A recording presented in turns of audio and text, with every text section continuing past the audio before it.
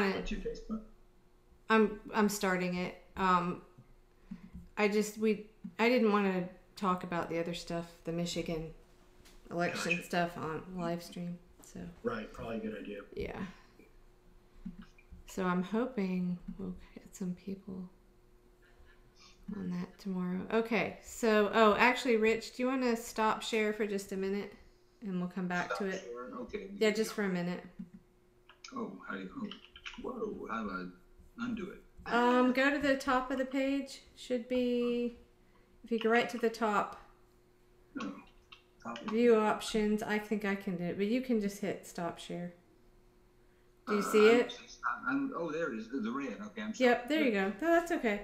All right. Hi, everyone. We are here with Rich Stevenson, and we were planning to hold this independent panel discussion last night. Unfortunately, I was sick, so we couldn't.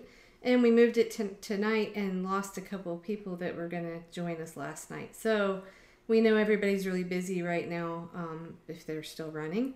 So we're going to keep doing these after the election in an effort to join together independent candidates. And Rich has done a lot of work for many years on things. He has solutions to sort of build that network of independent candidates. So I'm going to just turn it over to you, Rich, if you want to share.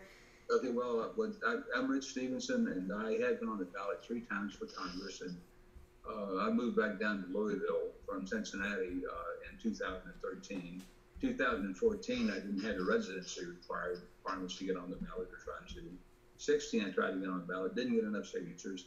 This year, I tried to get on the ballot, and I did a little bit better as far as web pages, et cetera, and all those kind of things, but I didn't get enough signatures to get on the ballot. And so I'm not on the ballot. So I am free to do this panel. Right. To do some things online. Yet I have been working on some things for the last, actually about since 1997, which is 3 and 18, 21 years, something like that. I've worked on this thing. And I've looked all over the country. I go on the internet a lot, and I haven't found anything like the IBA, like Unite America. One of the first prominent things you see on their page is donate money. 20, 14, 50, 40, 50, 70, 800, whatever, or give us a lot. Who cares, you know? But and one thing about the IBA is Independent Voters Alliance, and what it does is it gives you web pages you can set up in your precinct, and you can run those web pages for ballot access in your precinct. Of course, you can do it for local candidates, state candidates, national candidates. You can do all of those things within your precinct, because all elections on those levels are in your precinct. All politics is local. Some Speaker of the House once famously said, everything happens at the local level, you know. So that's where the action is, basically. It's where the rubber meets the road. And that's a big problem, and I've said this many times. I mean, I'm guilty of it myself in the past, or actually now. I'm not paying enough attention to my local stuff. We all tend to, I think most Americans are just paying attention to the national stuff and not paying attention to what's going on. Well, actually, voter turnout for presidential elections are way higher. Right, because the media is focusing on it. Yeah, so, exactly. Right. And a lot of gubernatorial elections are in odd years, you know, in some states. And and those elections usually are 20%. A 30% voter turnout in anything but a presidential election is pretty high. And sad but true. One big reason for that is because a lot of people, and all over the country, maybe over half, 70% of the people are not registered Democrats or Republicans. They're registered as independents and are nonpartisans, or they're not in those parties, and a lot of times they're blocked from voting in primary elections. So people are not involved. They're not drawn into politics. Right. They're not involved in debates. They're not drawn in a national election for presidential elections, and even that, the voter turnout's about 50%. It's not anything really, it's not real high. In some countries, they have voter turnouts at 80%, 90%, you know. that's pretty common in, say, Israel, for instance, you know, Right. in many other countries it's the same. In this country, we have a very undemocratic system, and it's one reason I think we need to build a structure and an infrastructure that actually involves people in politics to give them something to do, because the Democrats and Republicans don't give people something to do. Right.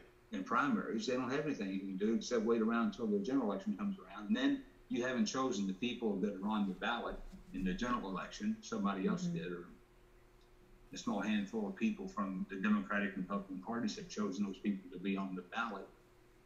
And so, when's it going to be my turn? Well, with the IBA, Independent Voters Alliance, you can put up web pages. One of my concerns about the IBA, I had concerns about the IBA. I've never seen anything like it.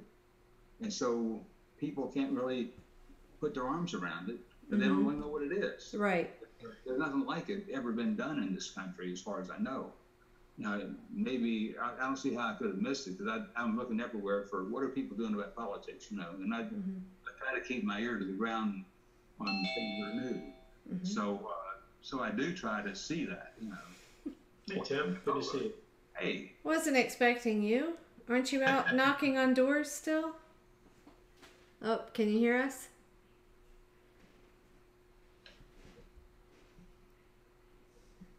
Wait, are you muted? Nope. Can you hear us?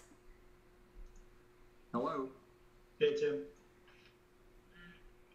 I was thinking he is not hearing us talk. No. Well, everyone else here, so.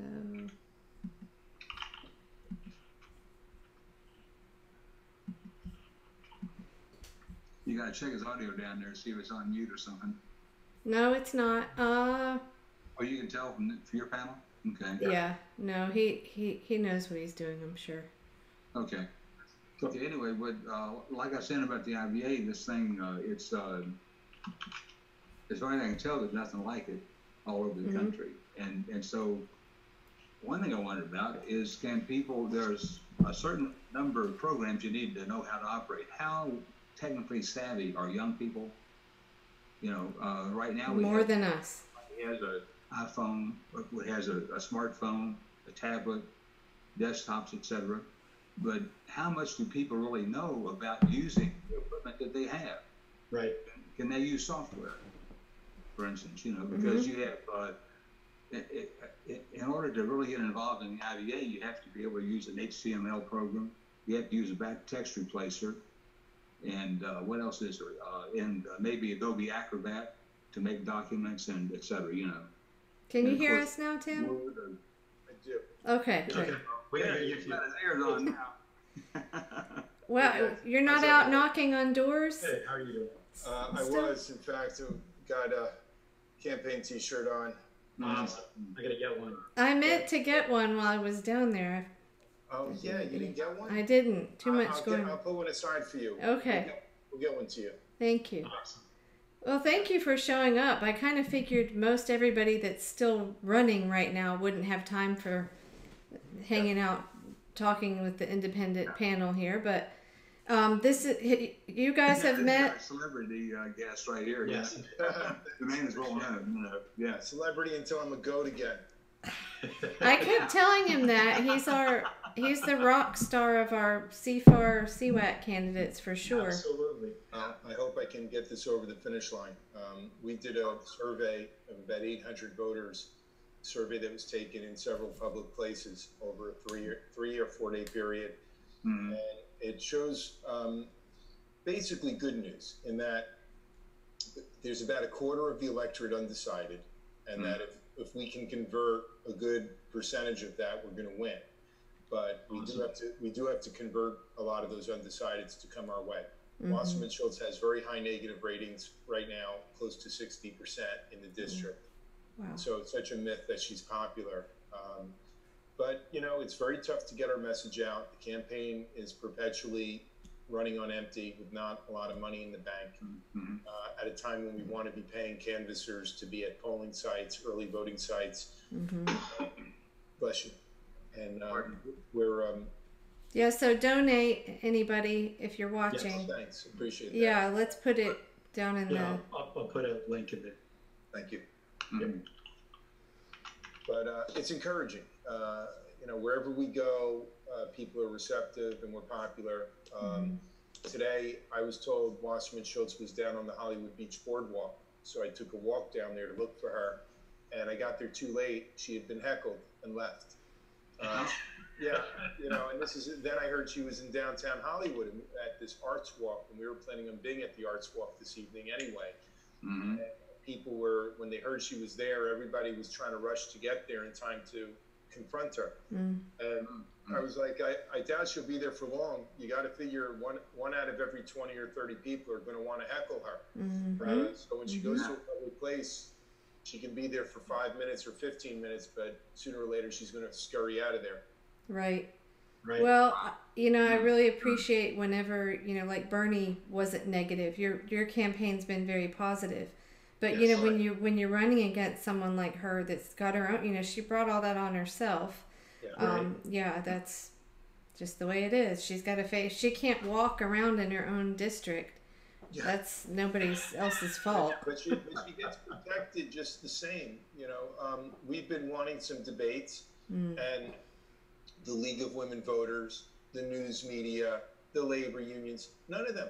It's like Debbie Wasserman Schultz gets a free pass. So finally, Broward College came through with a debate invitation, and March for Our Lives, which comes out of the Parkland shootings, came out with an invitation. But I wouldn't be surprised if I'm the only candidate in the field who accepts these invitations. You know? Yeah, So I saw the email. When are those debates? I think the first one is Thursday night, and the second one is Saturday afternoon. Okay. Yeah.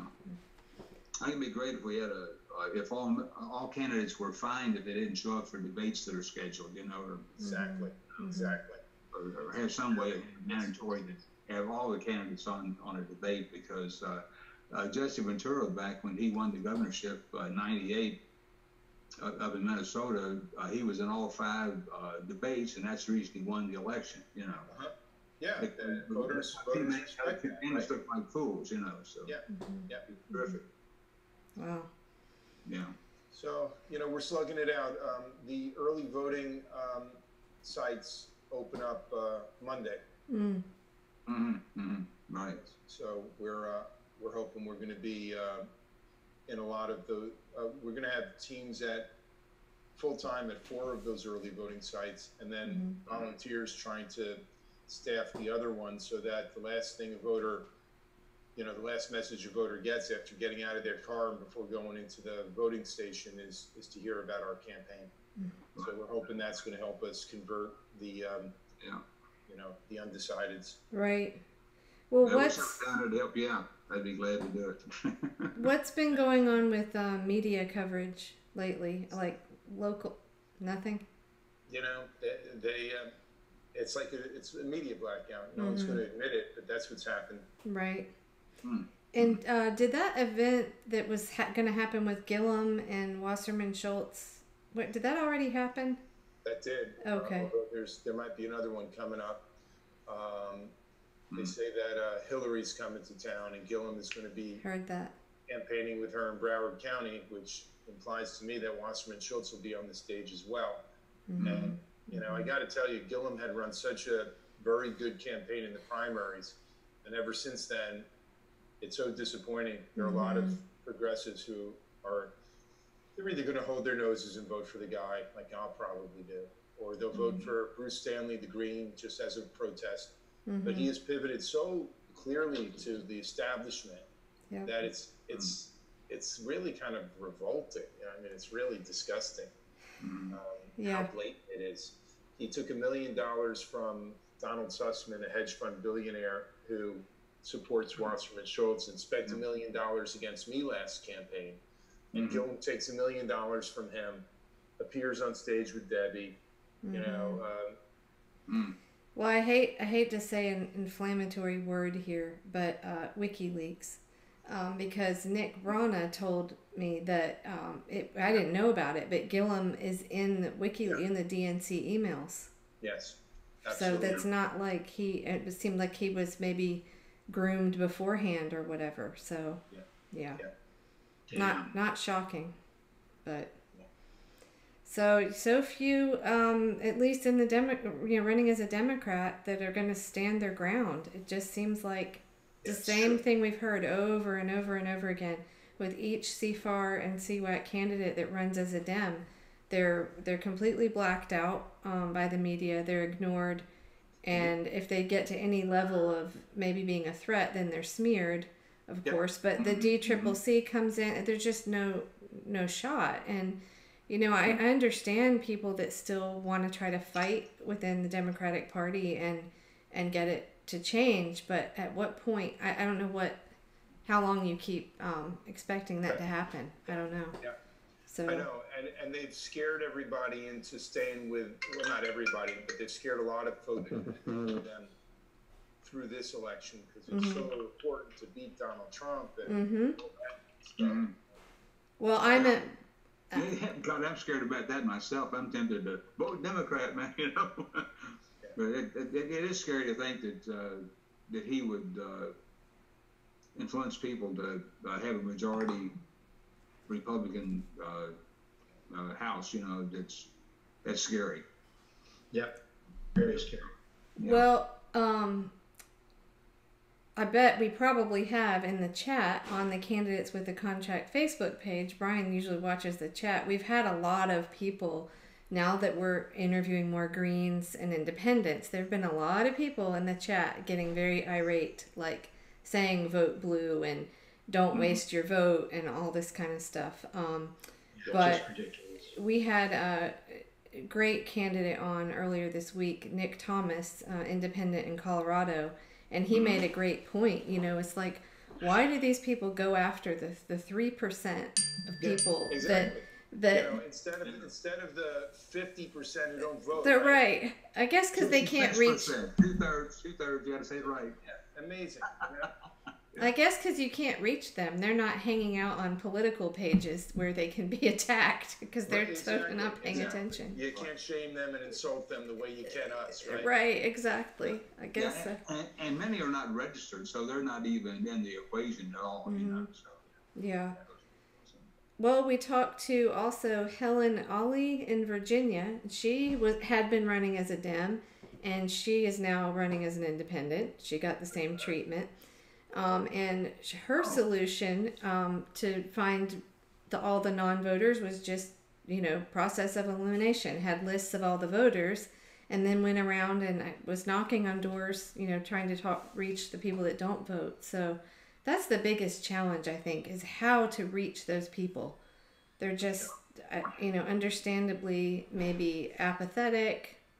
They just don't think their vote matters. And it won't change. It would be great if there was like some kind of a mass media. Wouldn't it? Yeah, wouldn't it? Yeah, that'd be cool.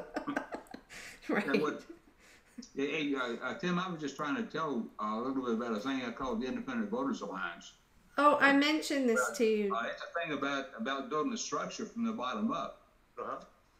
It's on the precinct level, web pages and everything like that. It's just like what I was trying to get on the ballot in Kentucky 3 in Kentucky, in Louisville, in Jefferson County. And there's 603 precincts in Jefferson County, and that's the entire District 3 Congress in Kentucky. And all I had to do, I needed to get 400 ballot signatures, and I was sort of lazy, I didn't go out there and really beat the bushes. But and I had to have $500 to get on the ballot. That's ballot access in Kentucky for a congressional district. And all I had to do is have 2 valid signatures from each one of those precincts and $1 from each one of those precincts, and that was enough to get me on the ballot. I'm not on the ballot now because I didn't get my signatures. But the Independent Voters Alliance is something which would put a structure in every precinct. So that so you have 200, 300 to 600 or 900 people in a precinct, He's written a book on this. Pretty much all over the country, And if you put these web pages in the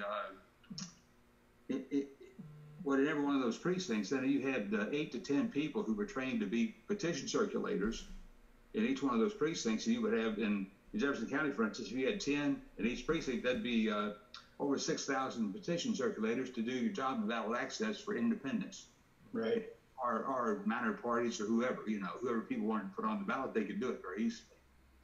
And that's something that right now I think the Democrats and Republicans have things pretty much tied up with closed primaries and et cetera and all that kind of thing. Yeah. So we need to really get proactive, and we could build a political system that would be nonpartisan, that would be able to get people elected, and that's, I've been working on the thing for 20 years, and I was talking to Kelly about it for a little while, and she sort of liked some of the stuff I had going on there, so, but it's, It sounds good. It really does. Well, it's a, in fact, should I share a screen, show him a little bit of the pages on that thing? Sure. Yeah. Why not? We want to show the main page for the IVA, maybe. Yeah. Yeah. Just what is home pages for the IVA. See if I can find where it is. Is that it? I think that's it. Okay. This one is for Clifton University of Cincinnati, up in Cincinnati, in Hamilton County.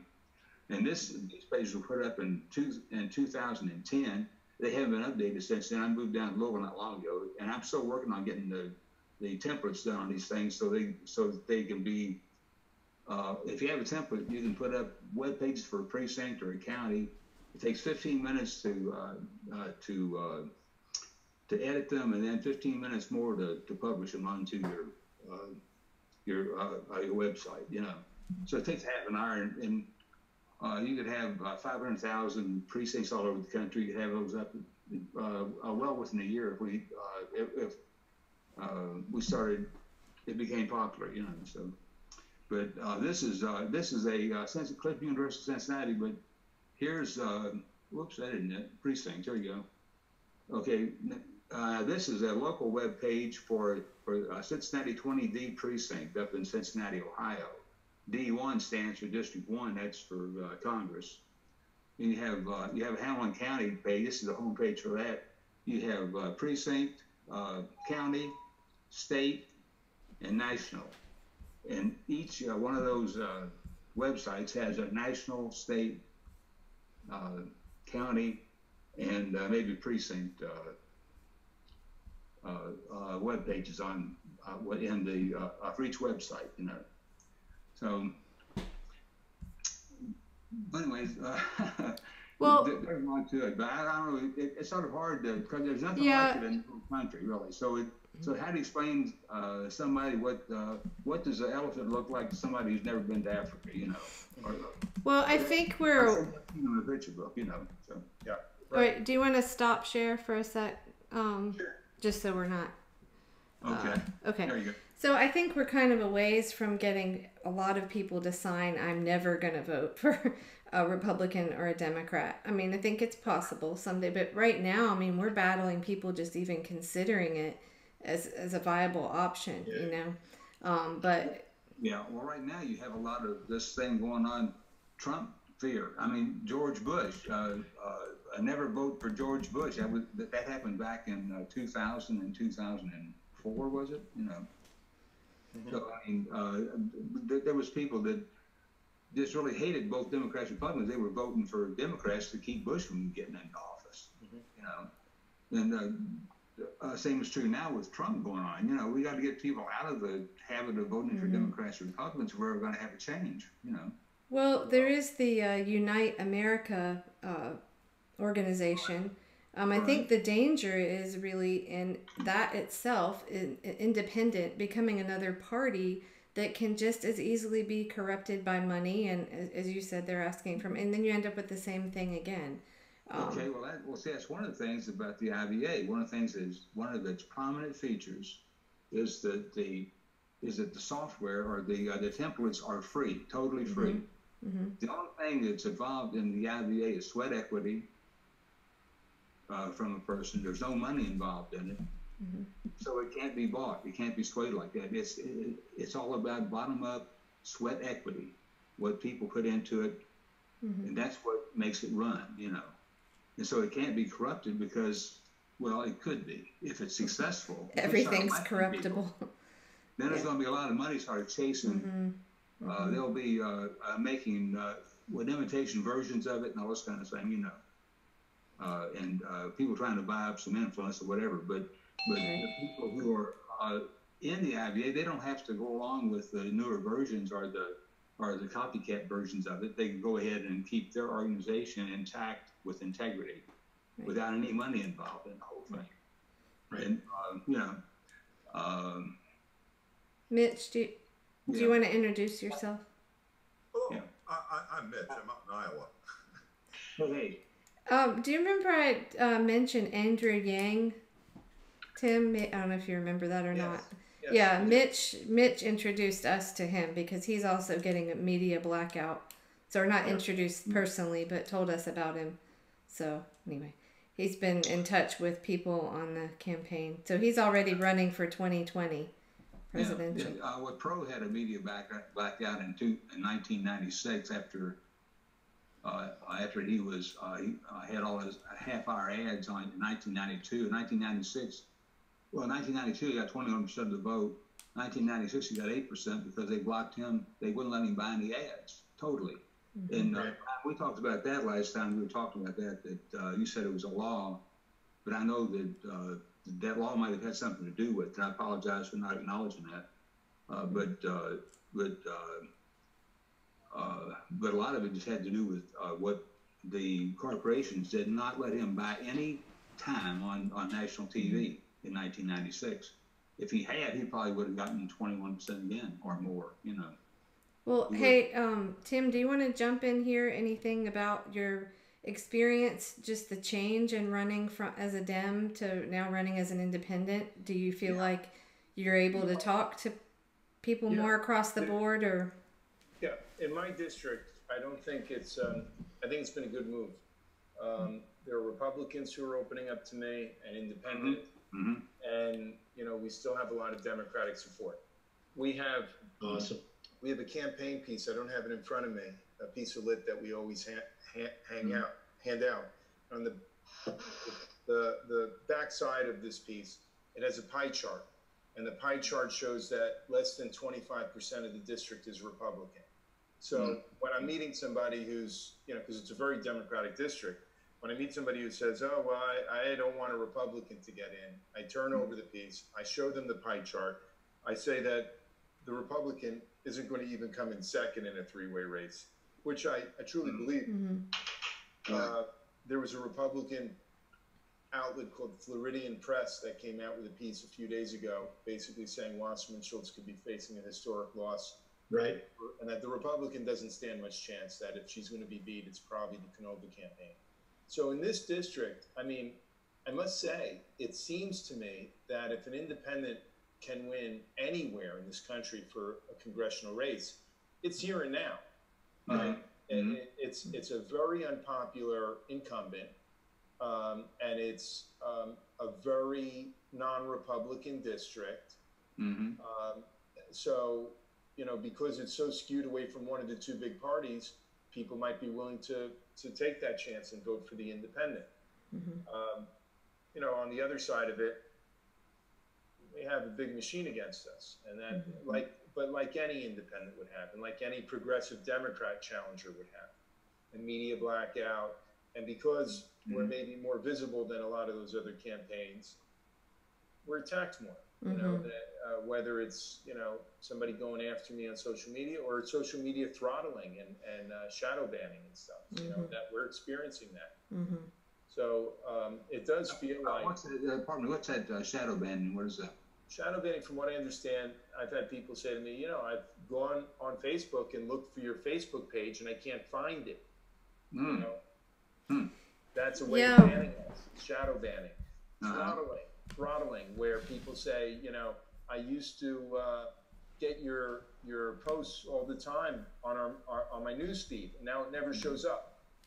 Well, there was just some recent. I didn't have time to read the article yet, but I saw it that there were a lot of independent media just purged off Facebook recently. The last week, I guess. Hundreds. Yeah. Or do you guys know any of what are some of the top ones that we might recognize? Do Anybody know? I saw some of the names like anti-media. I Oh. don't know what I've read of or seen of anti-media before. It sounds familiar. Mm-hmm. Oh, here it is. I've got it right here. Yeah, the number 800 sites last week. Oh, crazy. yeah, I see that now. Wow. Talk about silencing dissent. I mean, Yeah. that's scary. That should scare Right, people. censorship. That should scare people more than a Trump presidency. I'm sorry, Yeah. but it Yeah. really should. Mhm. Yeah. You I've know. been saying that what we've basically done is privatize the First Amendment, privatize censorship. Mm-hmm. Now, your campaign, because I'm not in Florida, so I don't see what's actually hitting there. I take it you're not doing the required Democratic Party 7 or 3/4 of your budget has to be spent on advertising. Well, I never did that the last time. And, Yes. and I'm pretty sure that's why a lot of the progressive consultants, it's not- they turned against me. Yeah, so it's not only a war against the consultants, but the ad place. The purpose of elections is to sell ads. Yeah. Yeah, right. Right. Amen.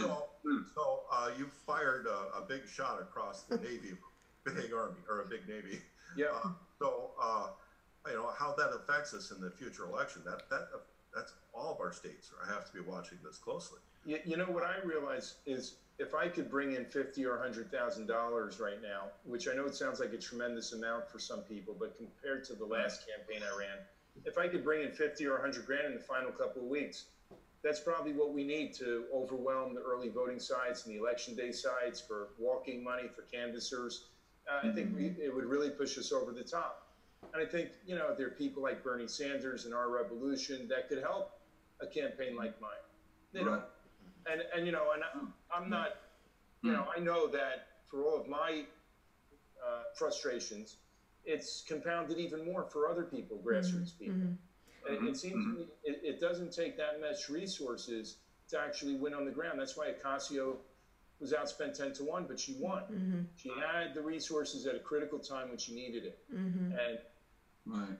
maybe that'll happen with us. We're trying hard here to raise the money. And Have you been doing the rounds on like Jimmy Dore again and all those? yeah, Okay. Jimmy was apparently talking about me today on his Saturday live show. I didn't see it, but I heard about it from others. He's trying to help. He's one of the few, Love him. What it means is if we somehow pull out this victory, in some ways it would be pretty cataclysmic. I'd be the only independent in the House. Hopefully it would blow up our, footprint on social media and small donor fundraising so that we could help other people, going forward. Yeah. It would get pushed to Movement for a People's Party and independent Yes. type of, Yeah, that's what really struck me was that your win, it's a trailblazing thing, what it would do for all the other independent candidates out there. yeah. What I would say, it would make as big a splash as Jesse Ventura winning the governorship up in Minnesota. Yeah. Like in '98, it would be big, and that was a big deal, Yeah, I agree. Yeah. And I mean, they've smeared him in recent years, and but I agree. I've always liked Jesse. He's a straight talker, and he's not afraid to take on some powerful interests. But they get their revenge, don't they?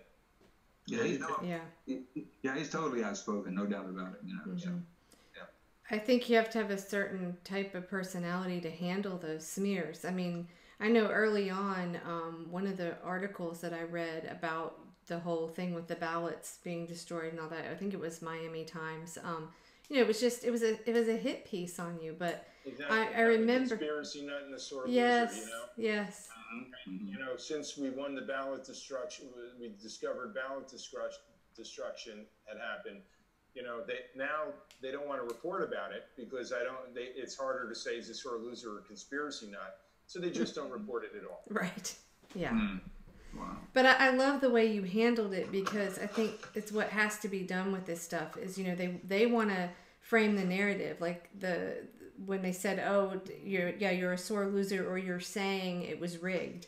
And I remember you said, no, I'm saying that I'm not saying it was rigged. I'm saying it needs to be looked at. There's some stuff that doesn't line up. So you have to just kind of shoot it down, because that's what they need to do is, slap a tinfoil hat on you as fast as they can. Exactly. Yeah. And a Russian hat. Oh, yeah. Right. I mean, they smeared me on that, that some tweets that I had done in October of 2016, praising the Miami-Dade County Commission for passing a unanimous resolution against fracking, was then retweeted by some purported Russian bots. Oh, boy. So I'm the useful idiot of Vladimir Putin, pushing the Russian oil and gas agenda, and, look at RTTV, they've had me on, and WikiLeaks. Oh, Lee Camp, right? So it's quid pro quo, Now, was that just on Redacted tonight, or have you been on other things on RT America? I have been on Lee Camp, Ed Schultz, Larry King, Tom Hartman when he was on there, and McClatchy's. This is the second largest newspaper chain in the country, and they own the Miami Herald. When they did their hit piece, they counted 18 times I was on RTTV. As proof that, I must be in cahoots with Vladimir Putin. So, Lee Camp invited me on not long ago, and I didn't take him up on it. It's like, what benefit would I get from being RT is somewhat limited, and it'd be, at this point, I'd rather, if it comes up, to be able to say, I think it's a bullshit issue, but I have stayed off of RT for the last 6 months in terms of your McCarthyism. Well, it is Russian Well, I think I don't know that the whole thing with RT. I remember years ago when I discovered it, and I was like, "Oh, there's Larry King." Like, I thought he just fell off the face of the earth, or retired. And every time I'll tell someone about RT America, I'm like, "Yeah, Larry King's on there. You remember the guy, the suspenders?" And they're like, "Oh." Yeah, like and when Ed Schultz was on there, or Ed Schultz, I miss Ed Schultz. But, great American journalists that were booted off of other channels because they weren't willing to just say what they were told to say. I found this picture. I got to share this. Okay, ready, Brian? I'm going to try my screen share again because I'm so good at that. Okay, here we go. I just thought of this. Thinking of the Russian, sorry it's not bigger. Did anyone see this? They slapped a Russian hat on Jeremy Corbyn. It was a picture, if you saw the original picture, he just has this regular cap on. Yeah. Oh, you mean it was photoshopped? Yeah. Yes. Wow. Yeah. Sounds like fake news. Yeah, it does, doesn't it? Yeah, Trump knows about that. Yeah. Okay, before I forget, I have to mention this.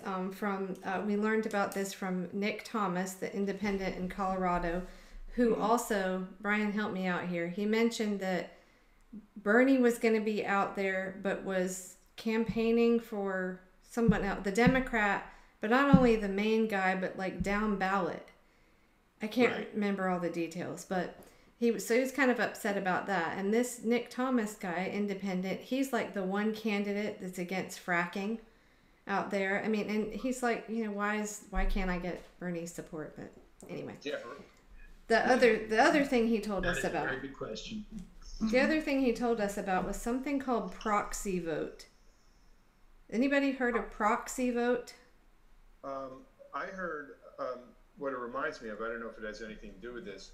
In 2000, when it was Bush, Gore, and Nader, there were people. I was in New Mexico. I was teaching at the University of New Mexico at the time, and there were people in New Mexico who were trading their votes with people in California. California was going to clearly go for Al Gore. So people in California would trade their. They would vote for Ralph Nader if somebody in New Mexico would vote for Al Gore. Oh boy. A green person, so they were trading their votes. Right. Boy, we Americans can corrupt just about anything, can't we? Well, the only thing you need there is to have what rinse around voting so that you can vote for more than one candidate.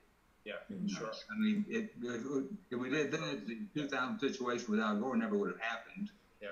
And many situations never would have happened. We wouldn't have this big tie in Congress where it's everything's split 50-50. So you just have people winning by a few votes here and there on many elections. You know. Yeah. Then I think it would really straighten out the voting system. It would also get a lot of votes for people who are independents, because people would say, hey, vote for Tim Canova, and then vote for somebody else as a second vote. You know. So. We give people a real choice, you know. So if you do win, imagine what you're going to be up against. I know. Yeah. Believe me, I said to my mom, she's worried about everything, and I'm like, Mom, stop worrying. What's the worst thing that can happen? I win. You know. Right. The worst thing.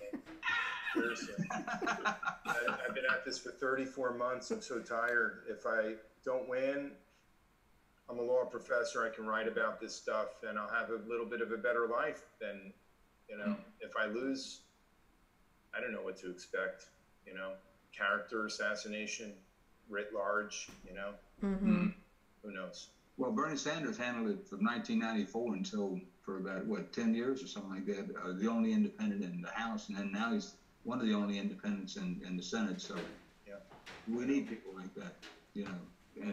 And Bernie, he's a good spokesman. He made a lot of, for one independent in Congress, he had a big voice in the House. He now has a big voice in the Senate.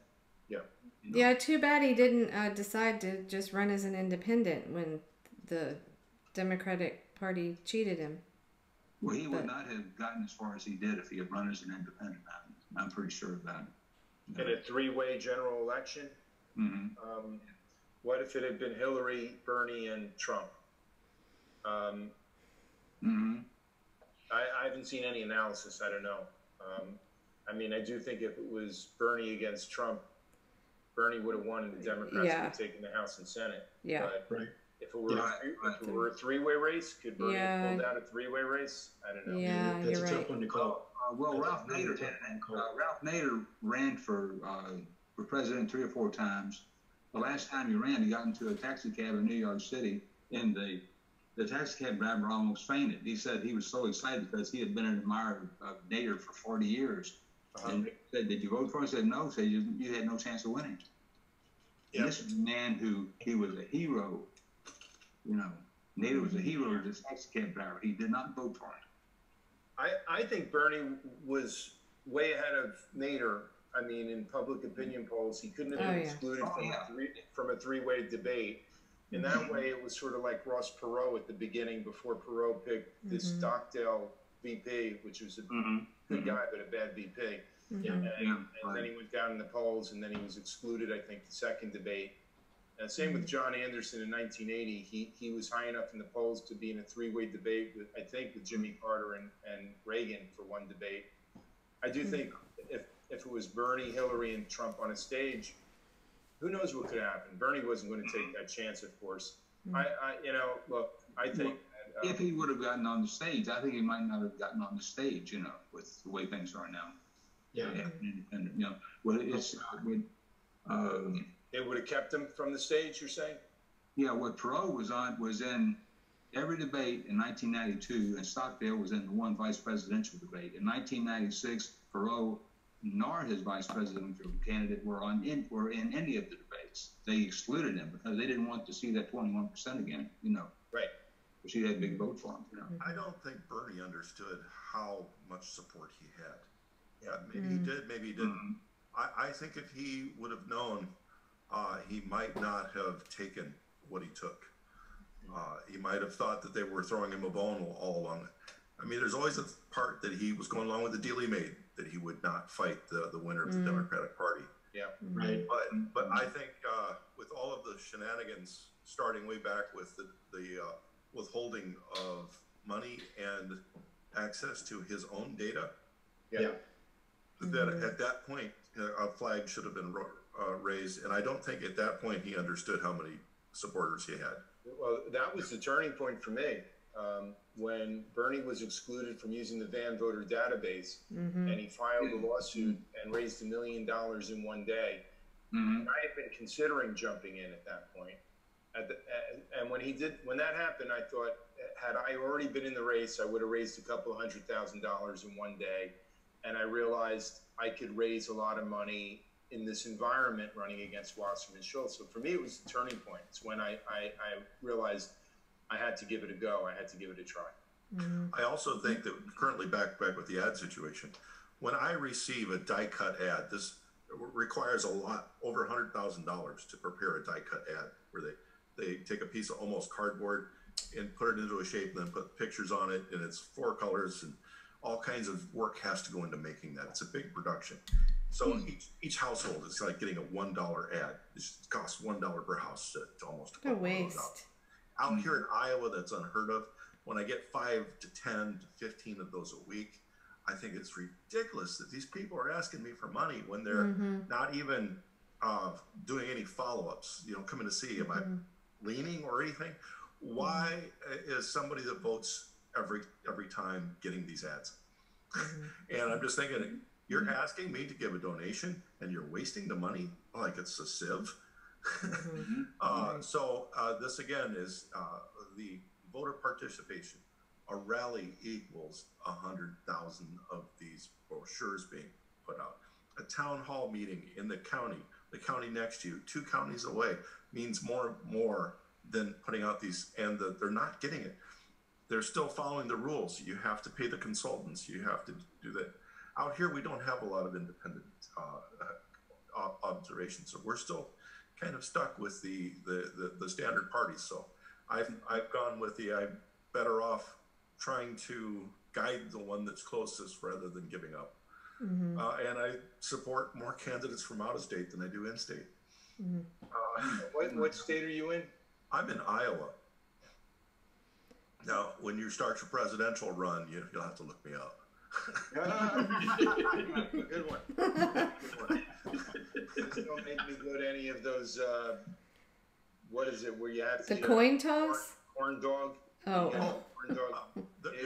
Got to get me a vegan one. Yeah.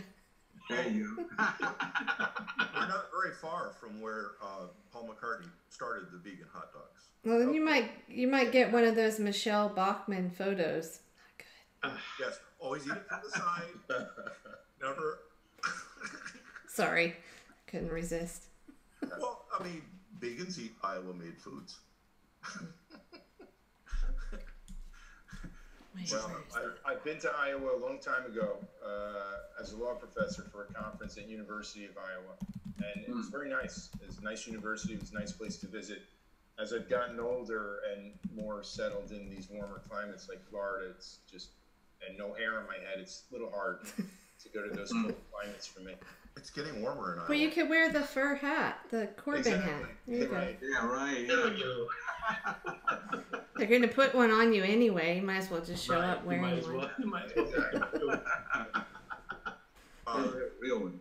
According to NOAA, we might spend half of the year, or half of this winter, up around the freezing point. Oh, jeez. Oh, really? Yes. Anyway. That's actually devastating, yes. Well, you're saying that's warmer than usual. Yes, we're normally The entire winter. the other side of zero. Yeah, right. So we're going to be in our swimsuits just like Florida. Sometime we really need somebody in Florida that's not going to be going by what they're getting paid to do to start talking about how can we address Florida. Yeah, Right. It's shameful right here. It really truly is. Yeah, I saw the dead fish you were filming. What all is going on with that down there? Well, that's just another indication of how bad things are here. Politically, both parties are so bought and paid for in Florida. The establishments of both parties are, and maybe it's that way everywhere in this country. But I'm certainly seeing it here in very stark terms. And the environmental crisis is very serious. There are dead zones all over the Gulf that go for miles and miles off the coast of western Florida. And the Gulf Stream is bringing that around to the east coast of Florida. And while it's not miles and miles of dead zones on the east coast, it does seem to be some dead zones or death of sea life close to shore. I'm going to get up at daybreak tomorrow to walk down to the beach and see if there's dead fish there. I haven't done that for a couple of weeks. The last time I did, there were a couple of dozen dead fish. And I know what they're doing. They're cleaning them off the beach right away so that it doesn't affect the tourism. And that encourages people to go swimming when maybe they shouldn't be going swimming with toxins in the water. Yeah, what exactly is what all is in the water there that you know? So this is a result of our agricultural policies and billions of dollars in subsidies to encourage these agricultural practices. So it's massive use of phosphates and nitrates in fertilizers. You know, it's like decades ago they talked about the green revolution, increasing yields and all that. Well, this is after decades of that green revolution of fertilizers and chemicals. It's the chickens are coming home to roost. So all along the Mississippi, you've got the agricultural runoff from, 1,000 miles of farms. And that dumps into the Gulf of Mexico, creating a dead zone south of New Orleans that's supposedly like 50 miles wide. And that's how it was as of a few years ago. I think those dead zones are now, multiplying around the Gulf. And then in Florida, you got the same dynamic with the agricultural runoff into Lake Okeechobee, causing not a red tide, but what's called the blue-green algae, which is also toxic. And it's not just the fertilizers, it's the herbicides like glyphosate that's found in Roundup by Monsanto. It's the animal waste that includes massive amounts of antibiotics and synthetic growth hormones and animal feces. And you throw all that nonstop into the water supply, whether it's Mississippi or Lake Okeechobee, and, it creates this disease, basically, on a massive scale. It seems like there are just going to be some people that aren't going to care until they go to the restaurant and can't order their favorite, whatever, fancy fish they buy. Unfortunately, that's just... I think this is a race going on for humanity and the survival of life on Earth. I hate to sound so apocalyptic, but when you see 12 miles of dead zones off the coast, and that is separate from what scientists have been saying. Well, I think it is that the oceans are becoming acidified. If the oceans become completely acidified to the point where life can't exist in that pH chemistry, that will rain down on the land. And how are the crops, the fruit, the vegetables, all of us not become acidified with pH chemistries, So as the human body becomes acidified, cancers grow, sickness grows. So the political system's not responding, though, because these big corporate interests, their vested interests in the status quo. And it really does seem like organized crime. My dad used to say, and I know, Kelly, when you were here, when we had the election forum, I think I mentioned this, that organized crime. That's organized crime, right? When the Republicans and Democrats are covering up for each other's corruption, it's organized crime. My dad was a Sicilian immigrant, and he was very anti-mafia, and he died when I was a kid, but I remember him saying, he would, I remember having a conversation with him, the mafia, what's the mafia, And he said, the mafia, these are people who will eat their children for money. Okay? Well, what's happening now? If we're destroying the planet for future generations, we're eating our children for money. Yep, that's what it is. I have to agree with that, very much. The eutrophication zones are also not just going out into the ocean. They're going to your inland lakes and rivers, too. Yeah, absolutely. Absolutely. Lake Superior, Lake Erie, and lots of other waterways. I saw an interesting documentary narrated by Harrison Ford. I don't know if it's available on Netflix yet. It's called Toxic Puzzle. And the blue-green algae that we see in Florida, it's happening all over the world now. And it's correlated. People who live close to those bodies of water that have that algae have higher rates of Parkinson's disease, Alzheimer's, and Lou Gehrig's disease. Oh, wow. They think it's airborne now. Airborne. Oh, I haven't heard that. Yeah. Well, the algae dries, and when it dries, it blows like any dust. Exactly. They even have this algae now in Iraq. Soldiers are getting this. It dries up and they breathe it in. Well, see, I think for so many people in the working class that they can't sit there and worry about the environment. They're paycheck to paycheck until it becomes something that it's literally in your own backyard and you're getting cancer. And it's not. I don't think we should fault them necessarily. It's they can't worry about it and they don't understand maybe the impact or how it is all connected to everything in our government and what's subsidized, as you said. But I think there's just that disconnect also in the food we eat too. I mean, people buy so much packaged stuff, you don't even think about, oh, this actually grows. If you eat stuff that actually grows, so just a disconnect there. And it can be kind of a, environmental issues are something you worry about once you have all your other basic needs met. And when you've got half the country in poverty, it's kind of hard, I think, for some, to expect some people. Totally. Yeah. Absolutely. Now, one of my favorite, 40% of the people in this country have a net worth of minus $10.1 thousand. 40% of the people. Another sad thing about the algae is that if we were to redirect those nutrients, because we have nobody that really wants to take on the big oil, within just a couple of years, I mean, less effort than what it took for the space program, we could take the amount of sewage from Iowa hitting the river is the equivalent of a city with 25 million people dumping their sewage in the river, just Iowa, which is enough nutrient to grow an oil that is almost completely compatible with ships, trucks, trains, big power generators now. But it's an immediately renewable, almost, once you get your initial thing gone, you have a carbon neutral fuel that can get us 40 years to get something decent in time to clean up the nuclear plants. Yes. So, but all that stuff going into Florida, every single drop of it could be a clean, renewable fuel. And the technology's been around since the late 90s from a professor in the University of Northern Illinois called Gabe Hallbrook. He's demonstrated it at the school, how easy it is to make fuel from sewage, and all of this caking up and causing so many problems with Florida. It would be just a 2 or 3 year effort to start processing that stuff and using it for a fuel. Right. But of course, with all those oil wells hanging off, and probably a lot of it probably is going into your opponent's war chest. Right. Yeah, absolutely.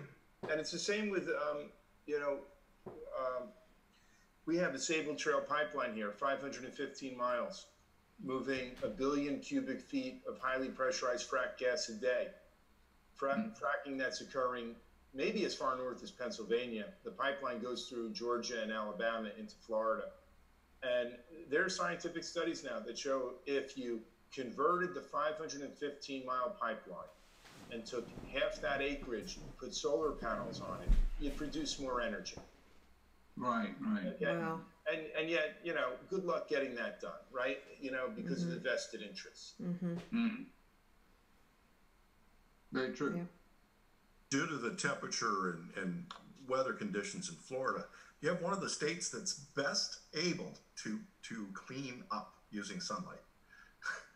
And yet people are getting their houses condemned and immediately torn down within 30 days if they disconnect their grid power and go totally solar. It is not allowed in Florida. They will Really? Put an order of non-occupancy on the house, condemn it, tear it down. It could be $1 million house, it could be brand new. Those solar panels go up on top, you turn off the grid, they tear down your house. Damn, really? Wow. Haven't heard about that one either. Interesting. Crazy. I hadn't heard of that. Can you send me any emails on that? I'd be interested in reading more about it. Sure. Although I might not get much time to read between now and So say in all your free time. after the election, we can talk about trying to at least put together solutions to these problems, even if they're not going to go anywhere. We should lay out the markers for them. That and a plan needs to be put in place for a non-electric, totally non-electric voting system. Oh, no doubt about it. No doubt about it. I couldn't agree. No reason it can't be done on paper. Yeah. No, Look, none.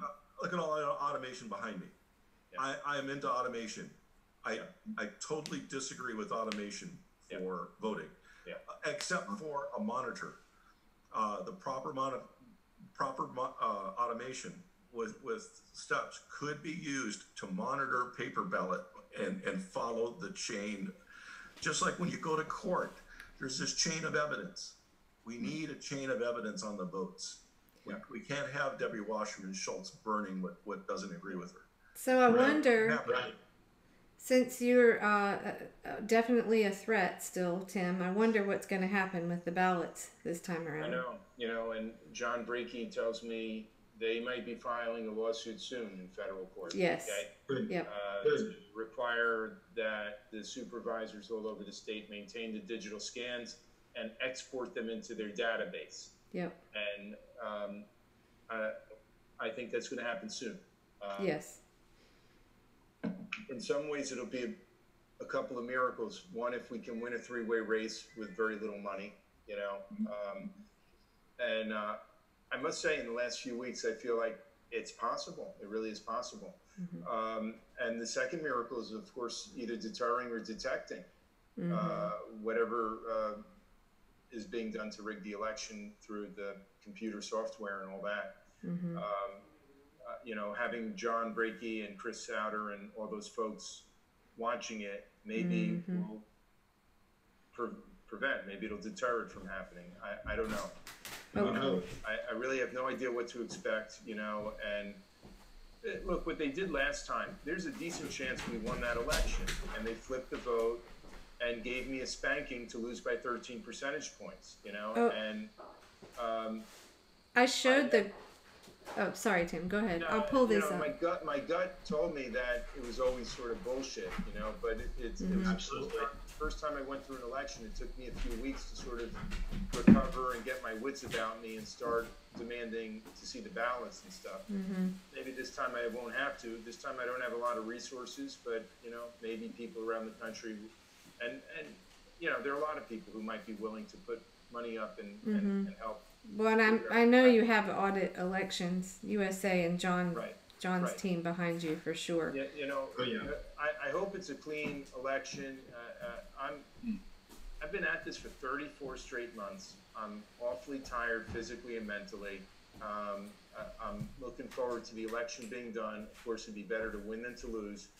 And after that election's over and I don't have to be a candidate, I'd like to take a week or two and just sleep and maybe leave the country. You know, I mean, really, I'm so disgusted. And over the past 34 months, I mean, I'm so disgusted in everything that we've learned.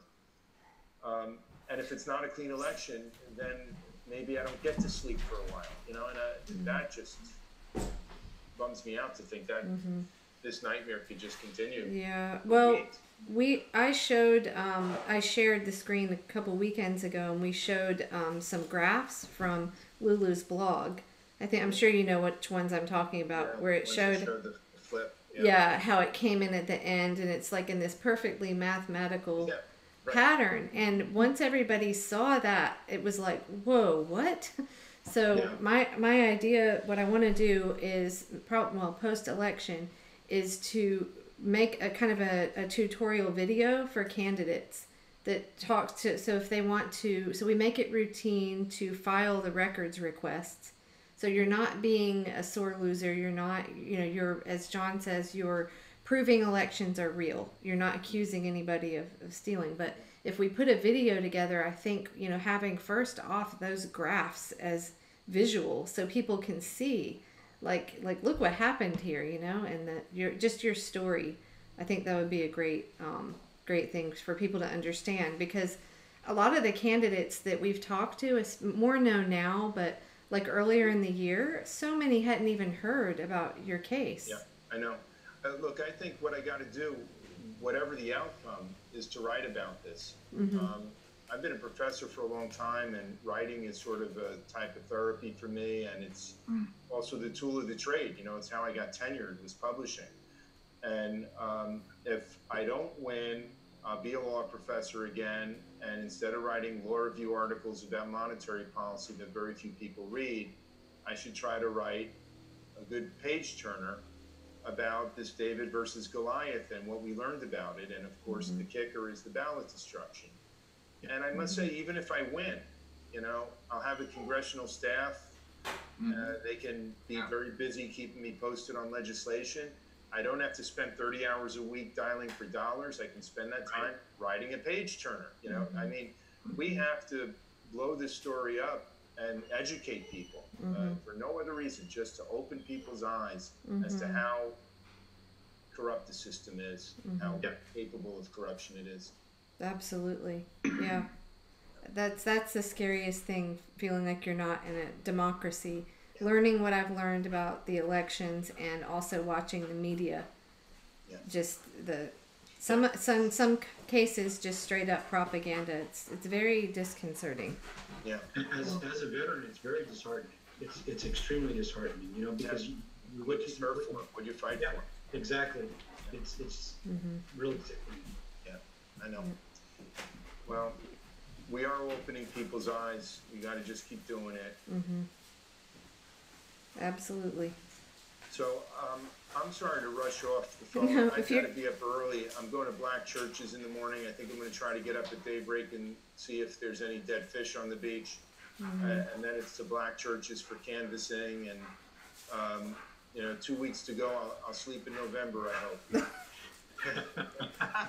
Well, thank you so much for taking the Thank you time to drop Thank you in. all for putting it together. It's really nice to visit with you all. And if not sooner, I hope we're visiting like this after the election and celebrating. That would be fantastic. Absolutely. Yep. I hope we're celebrating. Yes. Okay, thanks. Have a great All night. right. Good night. Thank you, Good Tim. night. Okay, bye-bye. Thank you. Bye. Have a great day tomorrow. Thank you. Yeah. Sleep. So, Brian, was Broken Carpenter coming on? No, I No, don't okay. think so. Okay. Well, we can, if you guys want to, maybe we should move off the candidates with the contract page if we're going to do our usual. Did you find the leave meeting button? Yeah, there it is. Okay. All right. Good night, Tim. Good night, Tim. Good night. Okay, I think I'll just, and let's do this. Well, I'll just say what we want to do going forward is just to continue to build a network with independent candidates. I think that's the way to go. I mean, let people start seeing that it is a way forward, that maybe all these non-voters will pay attention to the independents. Okay, so let me end here on the Facebook page. Hang on. Uh-oh. Where am I? Are we going to switch over on the YouTube as well? Yeah, I'm not going to change the title or anything. I'm just trying to get off the Facebook page, but it reloaded and now I can't find the ending. Okay, I see the go live button. It reloaded and I'm not really sure what to do. I usually hit end meeting. I might need to and just start over, but no. Yeah, probably the best thing to do is just end it and send out another. Should I do Zoom. that? Yeah, let's do that. Everyone want to Yeah. keep talking? Okay. All right, I'll do that. I'll send a new one out. we do So, that? yeah, we can do that. Alrighty, see you in a minute.